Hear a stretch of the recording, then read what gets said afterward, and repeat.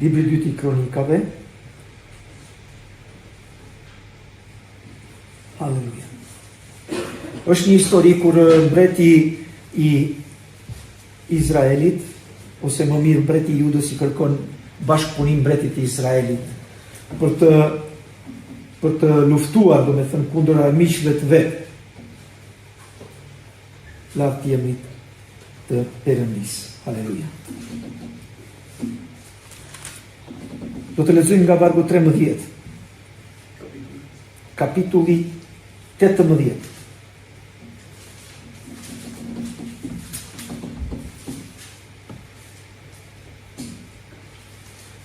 Edhe mbas një dialogu që këta dy mbretër bëjnë me njëri tjetrin, lindi nevoja që ata të konsultojnë Perëndin. Haleluja. Edhe në atë kohë Izraeli nuk bënte asnjëherë asnjë hap pa konsultuar Zotin. Ishte një diçka shumë e rëndësishme për popullin e Perëndis, që gjithmonë para se të nisej për një udhëtim, për një luftë apo për një betejë, duhet të konsultonte Zotin, nëse Perëndia me të vërtet ishte me ta, ose nëse Perëndia me të vërtet kishte pararendur ata atje ku do të shkonin. Si shpeshherë Perëndia na tregon në shkrim që i tregonte mbretërve, shko, thot, se unë i kam dhënë në duart e tua, pa shkuar akoma ata që të luftonin. Edhe në këtë kontekst këtu është një dialog midis këtyre mbretërve edhe mbreti Izraelit, thot. Por Mikajau përgjigj ashtu, si është e vërtet që Zoti ron çdo gjë që Perëndia im do të thot, unë do ta shpall. Atëherë mbreti i Izraelit tek disa vargje përpara thot, a ka, thot, haleluja, lartë jemi të shenjtë, a ka, thot,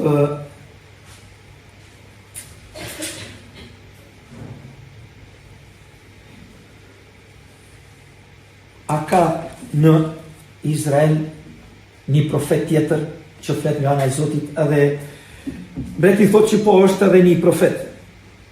Edhe thot që si arriti para mbretit, ai tha, a duhet të shkojmë të luftojmë kundër Ramothit të Galadit, apo duhet të heq dorë? Ai u përgjigj, shkoni pra dhe do t'ju dalë mbar, sepse ata do t'i jepen në duart tuaja. Edhe ishte pikërisht ajo që mbreti donte të dëgjonte. Por mbreti i thot, sa herë duhet të përgjërojmë që të më thuash vetëm të vërtetën në emër të Zotit? Shpesh ndodhemi përpara kësaj dileme, vëllezër, sepse fjala që dëgjohet gjithmonë nga kushdo që flet nga ana e Perëndis, vjet shpeshherë në mendim, vjet në dyshim. Edhe shpeshherë ne kemi atë vështirësinë për ta kuptuar, apo flet me të vërtetë Zoti, apo flet me të vërtetë fryma e Perëndis që ne të mund të kuptojmë diçka, që ne mund të marrim diçka, që mund të përvetsojmë diçka. Edhe këtë kontekst e lexova thjesht vetëm për të bërë një krahasim, vëllezër, sepse natyra njerëzore është e lidhur gjithmonë me këtë tendencë, me këtë dobësi, domethënë që të dëgjoj gjithmonë ato që dëshiron veshi vet. Për të dëgjuar gjithmonë ato që ndoshta zemra e tij mendon, apo ato që ai mendon më mirë.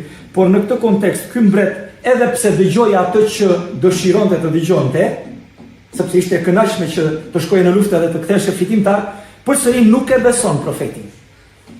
Nuk e beson profetin, edhe i thot, sa herë të kam thënë që të më tregosh gjithmonë të vërtetën, atë që thot Zoti, thot. Mikaja u përgjigj e thot, e pash të shtëpinë e Izraelit të shpërndar rëmale ashtu si vend që janë pa bari. Dhe Zoti tha, ata nuk kanë më Zot, le të kthehet secili në shtëpinë e vet. Mbreti i Izraelit i tha Jozafatit, a nuk të thash se lidhur me mua ky nuk do të profetizoj asnjë gjë të mirë, por vetëm të keqen? Ja, na njerëz shpesh edhe gabimi njerëzor, domethënë, që kur jemi përballë me fjalën e Perëndis, mundohemi ta kuptojmë me mentalitetin ton njerëzor.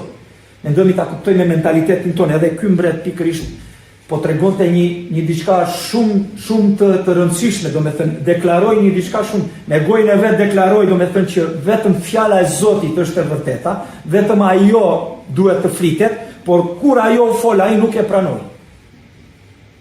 Edhe akuzoi pure edhe folsin.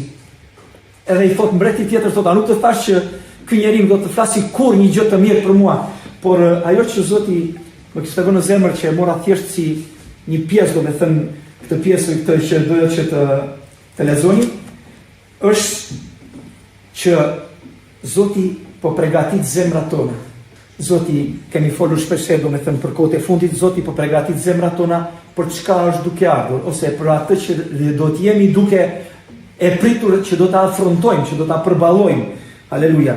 Edhe ky mbret faktikisht vazhdoi udhën në krenarinë e tij, në mendjen e tij njerëzore, edhe pikërisht ashtu siç profeti profetizoi, ashtu ndodhi. Ky mbret nuk u kthye më kurrë nga lufta.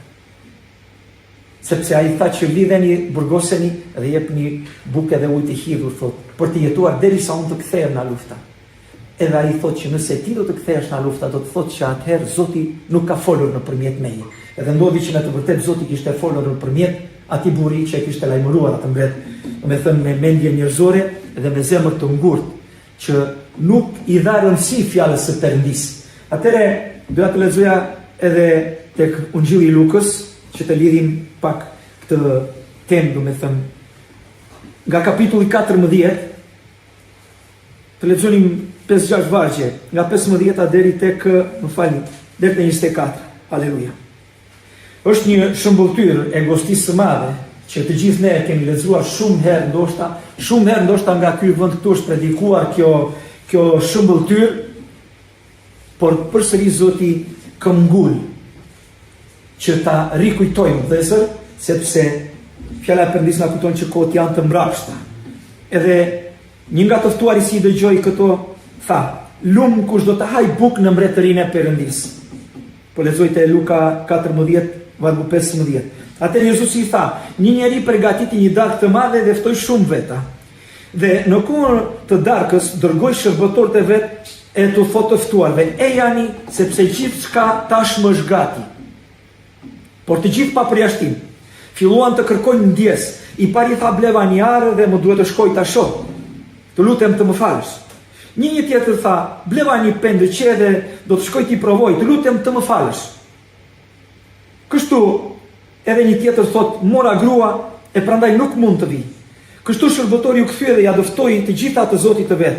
Atëherë i Zoti i shtëpisë, plot zemrimi, i tha shërbëtorit të vet: "Shko ndërsheshe në për rrugët e qytetit dhe sill këtu lypës, sakat, të çal e të verbër." Pastaj shërbëtori i tha: "Zot, u bë ashtu siç ti urdhërove, por ka akoma vend." Edhe Zoti i tha shërbëtorit: "Dil në porudh, përgjat rgardheve, detyroj të hyjnë që të mbushë shtëpia ime, sepse unë do t'ju them se asnjë nga ata njerëz që ishin ftuar nuk do ta shijojnë darkën time." Edhe kjo fjalë vëllezër që në këto kohë të fundit Perëndia ma ka vënë shumë me peshë në zemër, do me thënë që të kujtojmë këtë gostinë e madhe, sepse ne jemi ata që ushqejmë shpresën çdo ditë. Ne jemi ata që lutemi çdo ditë që Zot ma mbaj të gjallë besimin, ma mbaj të ndezur besimin. Ne jemi ata që kujtojmë njëri tjetrin, do me thënë që Zot, haleluja, ndihmona me njëri tjetrin, të ndërmjetësojmë për njëri tjetrin, të lutemi për njëri tjetrin, të mbështesim njëri tjetrin. Ne jemi të gjithë ata që kujtojmë fjalën e Zotit. Haleluja. Edhe pikërisht kjo shëmbulltyr po flet për ata që ishin të ftuar, ndoshta edhe ne jemi të ftuar vëllezër në gostinë e madhe. Haleluja, ne besojmë apo jo që jemi të ftuar në gostinë e madhe.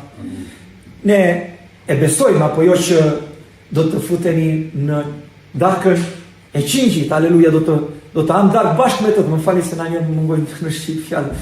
Do të am darkë bashkë me të. Haleluja.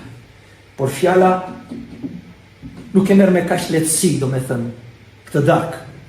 Edhe nuk është vetëm një shëmbulltyr, po disa herë shkrimi na kujton, do me thënë, që do të kalojmë në shumë peripecira derisa të arrijmë ajo darkë. Derisa të arrijmë të futemi atje te ajo darkë. Do të kalojmë në shumë vështirësira derisa të arrijmë të futemi, të ulemi në tryezë me Zotin ton. Një herë që jemi ulur në tryezë me Zotin ton, nuk do të mund të na ngrejë më njeri vëllezër. Dhe Zoti do që të na mbaj të ndezur atë frym që është brenda nesh, që ta mbajmë të gjallë atë shpresën, sepse në fund të fundit ne jemi shpëtuar në shpresë, vëllezër. Dhe shpresa që shuhet thot nuk është më shpresë. Fjala e Perëndis. Edhe Perëndia më njëherë përdor atë gjuhën e ashpër edhe për neve që jemi bi. Përdor atë gjuhën e ashpër për të gjithë bijtë e vet, domethënë, sepse për ata që Perëndia prekupohet më shumëti janë pikërisht delet që kanë pranuar sakrificën e qingjit, që janë larë me gjakun e qingjit, aleluja, edhe që po udhëheqin hapat e tyre drejt vijës së përjetshme. Kjo është një detyrë shumë e shenjtë, sepse ne jemi mësuar gjithmonë të themi që po jetojmë kohët e fundit, edhe është mos e vërtet, sepse ato që janë shkruar në Bibël po ndodhin përpara syve tanë. As më pak, as më shumë, të gjitha që janë shkruar në Bibël, në Ungjillin e Mateut, në Ungjillin e Lukës, po plotësojnë ditë për ditë përpara syve tanë. Edhe në këto ditët e fundit, këto evente që po ndodhin në vendin tonë, në vendin tonë, në qeveritë tona, domethënë, ato që janë dekretuar, ato që janë profetizuar në fjalën e Perëndis, po ndodhin përpara syve tanë. Domethënë ligje të mbrapshta po dekretohen kundër vullnetit të Perëndis, kundër fjalës së Perëndis. Ligje të mbrapshta po dekretohen, edhe ky është vetëm fillimi.